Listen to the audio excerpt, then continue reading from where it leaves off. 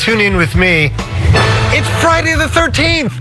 That's right. And the man who redefined the zombie horror genre joins us. And we've got cartoons featuring Sylvester the Cat, Daffy Duck, and Porky Pig. What's up, Doc? Be very, very quiet. Suffering succotash. It's Toon In With Me. Welcome to the show, everyone. I'm Bill. I'm Bill, your cartoon curator. Yeah, and I'm Toony, the wide awake and wired tuna. Whoa. Hey, sleepy McYawn face. What, just stay up late playing with your dolls again? You mean action figures, Toony, and no, I had a nightmare, and it was terrifying. This hotel looks so much nicer on the pictures online. Oh, that must be the cleaning crew. Zombies! Zombies, Toony. It was a zombie hotel. Oh, Bill, relax. I mean, zombies feed on brains. So you were in no danger. Burn. Yeah, that's very funny, Toony, but I'll have you know that one actually bit me. It's so weird. I rarely have nightmares. I wonder what caused this. You do know that today is Friday the 13th, right? So that explains why I feel like I'm in a horror film. Oh, come on. What do you know about horror, Mr. Goody Two-Shoes? Well, I know that one of the very first horror films ever was made in 1896 by a French filmmaker. It was called Les Manours du Diable, which means House of the Devil. It was 3 minutes long, and it featured a flying bat, ghosts, and witches. Oh, wow. Sounds dope. Oh, and the word horror comes from the French word horreur, which means to shudder or to bristle. Yeah, I guess you do know horror. And French, apparently. But, hey, come on. I gotta ask you, what's your favorite subgenre of horror? Toony, that's so easy. It's gotta be psychological horror films. You know, the classics. Stuff like Hitchcock's Psycho and, of course, Stanley Kubrick's The Shining. It's Johnny. Or maybe it's supernatural horror flicks like Poltergeist with its boy-eating tree and creepy clown doll. I mean, action figure. They're here. Of course, I can never forget the OG Gothic films and Universal Monsters. You got Bela Lugosi playing Dracula, Boris Karloff playing Frankenstein, the original German Nosferatu. All right. We get it. Yeesh, you're a classic horror nerd. Thank you, Toony. And speaking of classic horror stories, in our first short, Sylvester is pursued by a monstrous Tweety bird. This is one of the few times that Tweety chases Sylvester. Here is Hide and Go Tweet.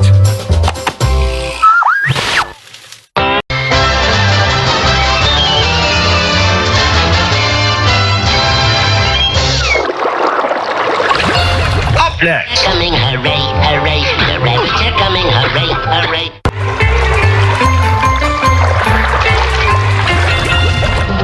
Hi, tuners, and welcome back. Hey, Bill, tell me about these zombies in your dreams last night. What kind were they? Were they the fast ones or the slow ones? Well, you know, Toony, they were just, your typical lumbering, flesh-eating, infected with a virus, living dead zombie. Yeah, that's awesome. I wonder where zombies came from anyway. Well, that's actually a very interesting story. You see, the fear of the undead can be traced all the way back to ancient Greeks in Sicily. They used to weigh down their dead with rocks and really heavy objects. But when it comes to the screen, one of the first movies to feature a zombie was the 1932 film called White Zombie. The modern flesh-eating zombie originated in George Romero's 1968 indie game changer, Night of the Living Dead. What zombie horror creeped you out the most? Oh, Toony, that's so easy. That would be the 2002 film 28 Days Later. Oh, yes, yeah. That's the one where the zombies run like super duper fast. Yeah, I mean, zombies who can sprint? Yeah! I mean, running zombies are everywhere. I know, right? Like in the World War Z movie or Dawn of the Dead's reboot or the Resident Evil movies and The Last of Us and Fallout. Oh, you know, those last three were based on video games. Yeah, I know, Toony. Makes me wonder, whatever happened to the nice sweet games like Pac-Man? Oh, Pac-Man was being chased around by ghosts, you know. Oh, great, Toony. Thanks. I appreciate it. Now you've reminded me. I'm going to have nightmares about ghosts now. Speaking of nightmares, in our next short, Bugs Bunny infiltrates Elmer Fudd's dream and turns it into a nightmare. Here is the big snooze. Yeah.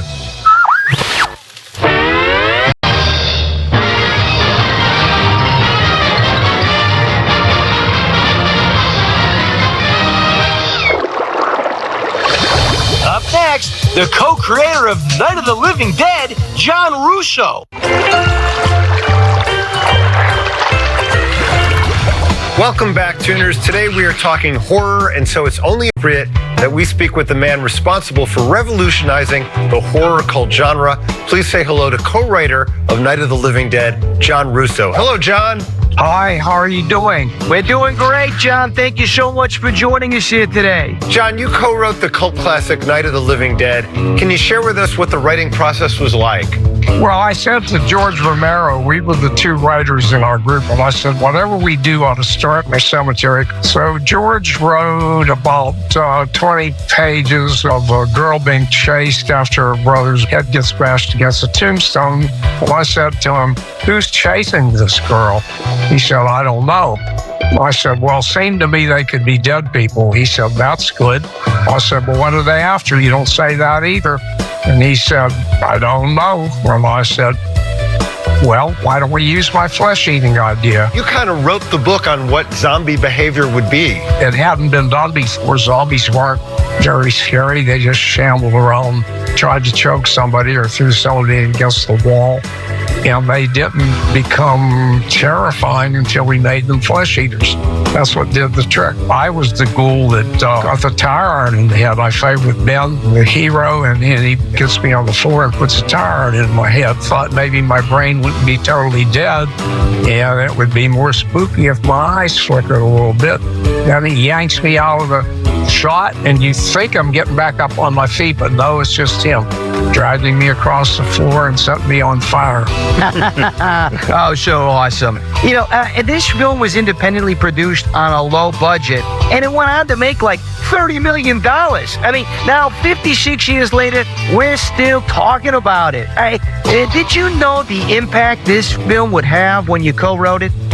We knew we were making a good movie, and we were totally behind George Romero as the director. Everybody worked together as a team. In my first newspaper interview, when the movie was about to premiere, I got called a brash young man because I said it was a good movie. Well, I'm still a brash man, but a lot older, and the movie's still going. So, John, some of the books that you've written have inspired many successful directors. How does that feel? That's one of the things that gives me the most satisfaction because I was a teacher. I'm able to make the business accessible for aspiring filmmakers, and I've influenced a lot of them. Quentin Tarantino said my books guided him through his first complete movie. That's high praise.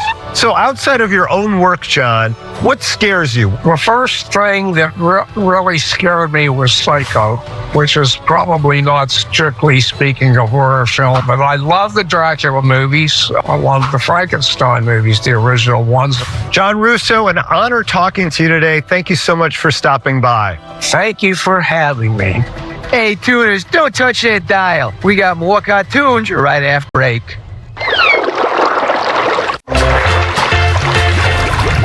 Hey, folks, welcome back. Whoa, Bill, what the heck happened to you? Oh, I started feeling a little weather, Toony. No biggie. I probably just caught a cold. A cold? More like you caught your death. Oh, don't say that, Toony. Actually, you kind of look like you're turning into a zombie. Wait, you don't think that the zombie who bit me in my nightmare could have actually infected me with a zombie virus, do you? Oh, yeah. That's definitely what it is. The virus probably just took a few hours to activate. Oh, Mommy. Oh, no, chillax, Bill. I'll take you out before you're gone too far. Take me out? Sorry. I mean, take care of you. I just gotta figure out what the anecdote is. Anecdote? Toony, don't you mean antidote? Hey, do you want me to help you out or not? Yes, please. All right, so, okay, let's think. Okay, so in the movies, once the infected starts to show symptoms, the protagonist usually has to put an iron rod through his head. I'm joking, Bill. I'm joking. We are gonna do that. Wait, Bill? Bill, are you there?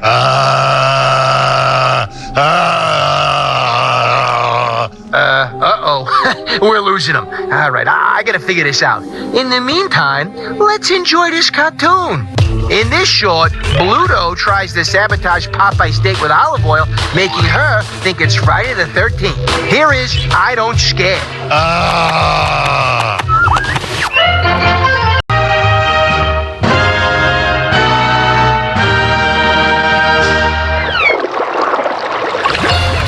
next.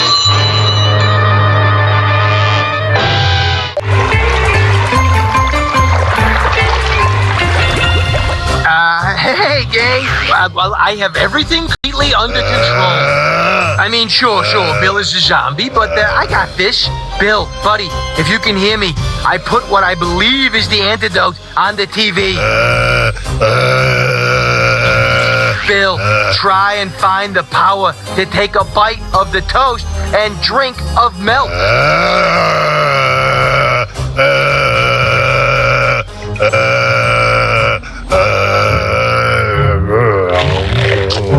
Okay, now, Bill, drink the milk.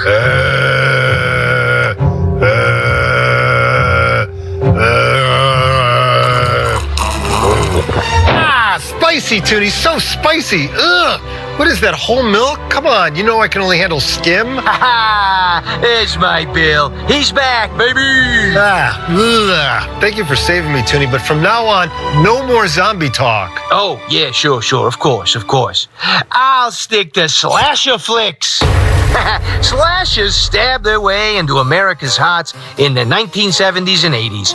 You gotta start with the Texas Chainsaw Massacre in 1974. Right? No. Then, in 78, you had Halloween with Michael Myers and his William Shatner mask, and that franchise went on to make 13 movies. Ooh, spooky. 13, huh? Oh, and speaking of 13 and masks, let's not forget the mass murderer in the hockey mask, Jason Voorhees from Friday the 13th movies. You know, they only made 12 of those, oddly. I don't know how those two dudes were able to catch all those fit teens. I mean, they could barely see out of those masks. But hey, they got him, Bill. Boy, did they get him. Toony, quit it. Seriously, you're going to give me nightmares. Oh, of course. How could I forget the Nightmare on Elm Street movies? Freddy Krueger would attack all his victims in their dreams. Okay, that's it. I'm never sleeping again. In our next short, Speedy Gonzalez offers to help Daffy Duck with his sleepwalking problem. Here is Skyscraper Caper.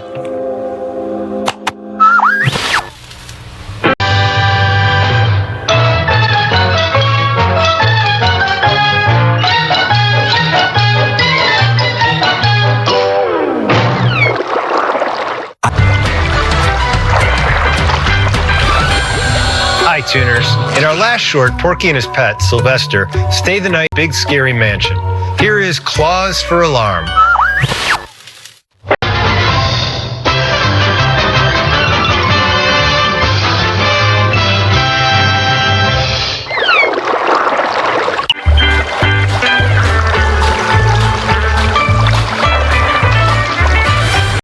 Tuners, thanks so much for joining us today. We sure hope you enjoyed the horror show. Yeah, and a special thanks to John Russo for stopping by. Well, for now, it's bye-bye from Bill. And thanks from the tank.